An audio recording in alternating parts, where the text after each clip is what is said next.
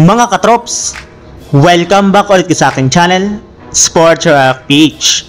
At ngayon nga ay pag-uusapan natin ang balitang dapat na nga pong i-trade ng Golden State Warriors, si Andrew Wiggins.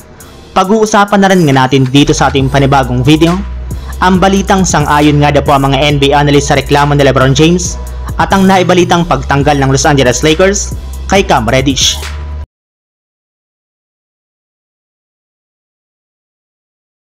Simula nga po sa pag-average ni Andrew Wiggins last season ng 17.1 points per game sa Golden State Warriors, ay bumagsak na nga po ito ngayong season sa 10.8 points.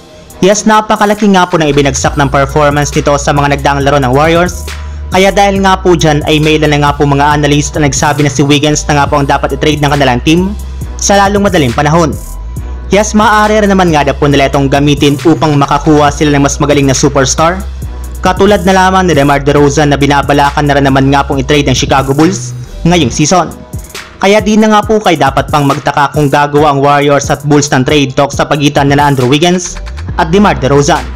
Samantala, punta naman tayo sa ating sunod na pag-uusapan sa balitang sang-ayon nga po ang mga NBA analyst sa reklamo ni LeBron James at ang naibalitang pagtanggal ng Los Angeles Lakers kay Cam Reddish. Gaya nga po ng naibalita ng NBA ngayong araw, wala rin naman nga pong nagawang pagkakamali ang kanilang mga referee base sa inalabas na last 2-minute report ng liga sa laban ng Lakers at Miami.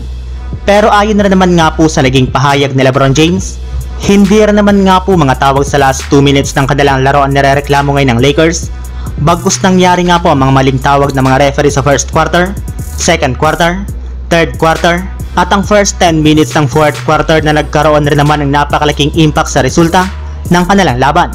Maging ang ilang mga NBA analyst nga po katulad ni Shannon Sharpe ay sumang-ayon rin naman kay LeBron James na hindi nga po talaga ito tinatawagan ng mga referee kahit man ilang beses na nga po ito natatamaan sa mga laro ng Los Angeles Lakers.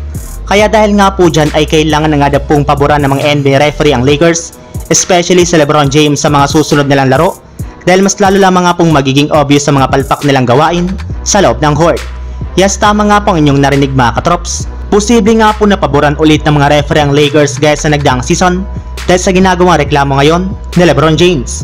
And speaking of Lakers mga katrops, kahit man nga po hindi na ipasok ni Cam Reddish ang kanya sanang game-winning 3-pointer sa uling mga segundo ng kanilang laban kontra sa Miami Heat, ay suportado pa rin nga po siya kahit papano ng kanyang mga teammates na sina LeBron James at Austin Reeves na binigyan pa nga po siya ng payo na kailangan nga po nito maging confident sa kanyang shooting sa kanilang mga susunod na laban.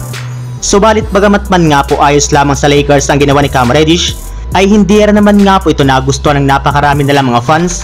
Gayon dahil nga po sa sunod-sunod na malalamyan itong performance at shooting, ay dapat nga po talaga ito ang kauna-unahang player na tatanggalin ng Lakers sa kanilang lineup ngayong season.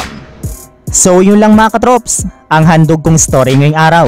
Sana nag-enjoy kayo, please like and subscribe my YouTube channel, Sports React PH, para sa iba pang story at update patungkol sa NBA. Kita-kits muli sa ating susunod na video.